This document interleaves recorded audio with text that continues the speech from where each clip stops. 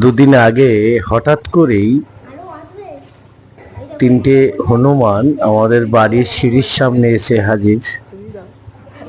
তো আমরা কটি বিস্কুট ওদেরকে দিয়েছিলাম খাবার জন্য। তো তোমরা দেখতে পাচ্ছ বিস্কুটগুলো খাচ্ছে।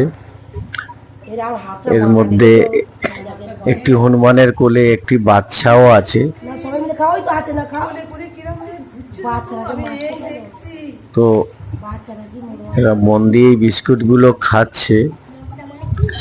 জানি না কোথা থেকে এসেছে, বহুত দিন ছাড়া ছাড়া এরা আসে, হঠাৎই এরা এসে উপস্থিত হয়। তো বিস্কুট দেওয়ার ফলে এরা বিস্কুটগুলো খেয়ে আনন্দের চোটে আমাদের সিঁড়িতে উঠে পড়েছিল। তো তা দেখে বাড়ির মেয়েরা একটু ভয় পেয়ে গেছিল। আমি আবার গেটটা বন্ধ করে দিলাম ভয়ে।